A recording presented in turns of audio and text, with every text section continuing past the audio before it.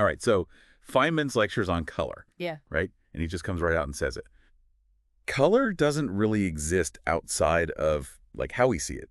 It's like our brains are making it up as they go. So where do we even start? How do we go from like the physics of light, waves and all that to this like whole experience of seeing the world in all these vibrant colors?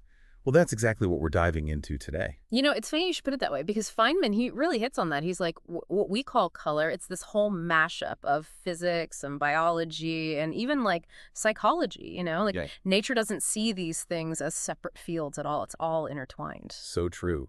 So to, I guess, unpack this whole color vision thing, maybe we should start with the basics. The human eye.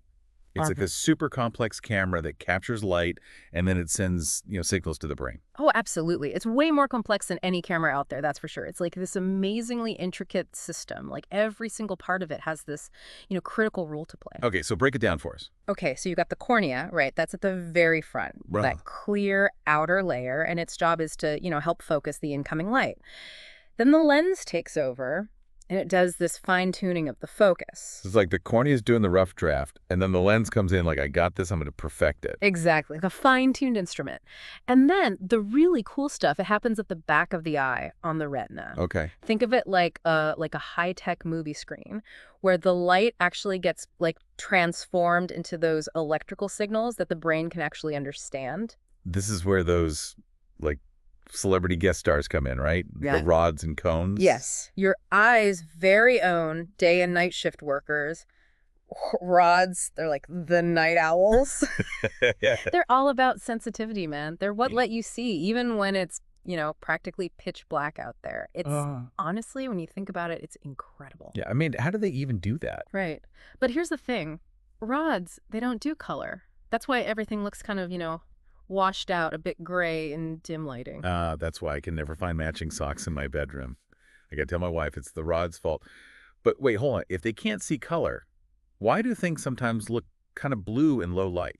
Like when you're outside and a street light turns on and suddenly everything has this bluish tint to it. That is such a good observation, and it really highlights something super important about rods. They're actually most sensitive to like the blue-green part of the spectrum.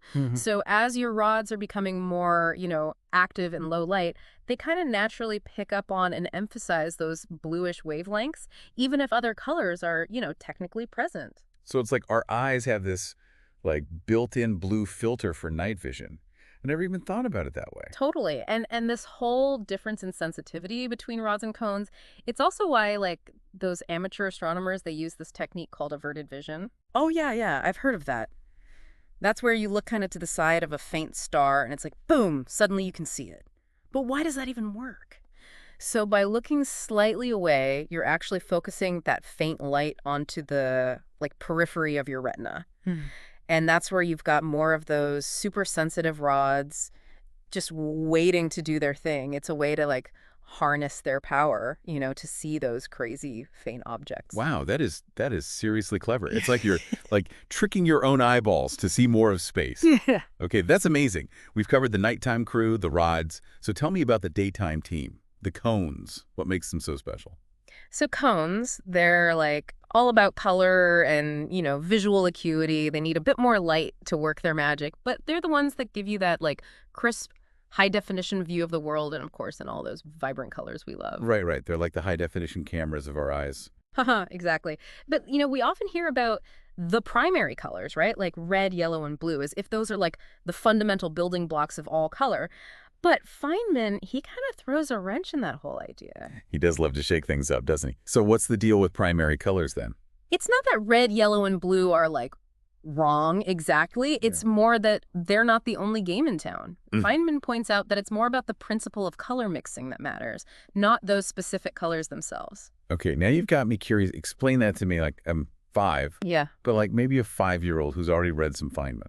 All right, Del. So any color that we can see can be made by mixing 3 primary colors of light. Okay. But, and this is the key, those primaries aren't like set in stone. It's all about how they relate to each other, how they overlap and stimulate those cones in our eyes. That's what actually creates all the amazing colors we see. So it's like the relationship between them is more important than the individual colors themselves. You could like swap out one primary color for another. As long as that overall balance is right, you'd still get like the full spectrum of colors. That's the idea. And Feynman, he uses this really cool example talking about how we see brown. You never really see brown light on its own, do you? Hmm. I don't know. I feel like I've seen brown things. Of course you have. But his point is, we create that sensation of brown in our brains by mixing other colors of light. Oh, I see. Like he talks about combining red and yellow light, and when you see that mixture against like a brighter background, your brain just goes, yep, that's brown. So our brains are basically like filling in the blanks, like using the context around the colors to decide what color something is. Exactly. Color perception isn't just about the wavelengths hitting your eye.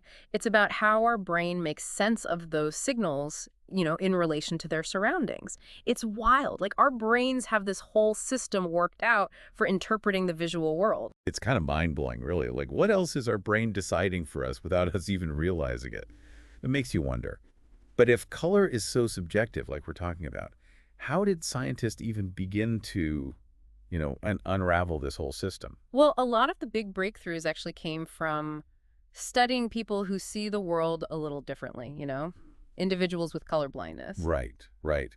Feynman mentions that. He talks about how studying color blindness, especially this one type called dichromacy, helps scientists figure out how those different cone pigments in our eyes are actually absorbing light. It was like detective work. They used those clues from color blindness to, piece together this bigger picture of how color vision works. Wow.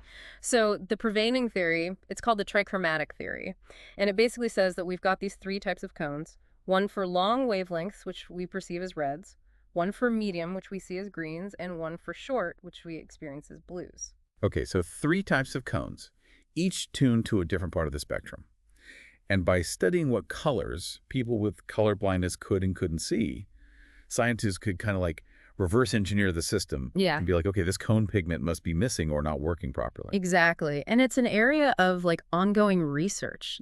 Even with all these discoveries, we're still figuring out a lot of the details about how these cones actually work together and how our brain takes all that information and actually creates the experience of color. Makes you appreciate how much is happening like behind the scenes with something we just, do every day without thinking about it. Yeah. It really is amazing when you think about this thing we do every day, just seeing, looking at colors.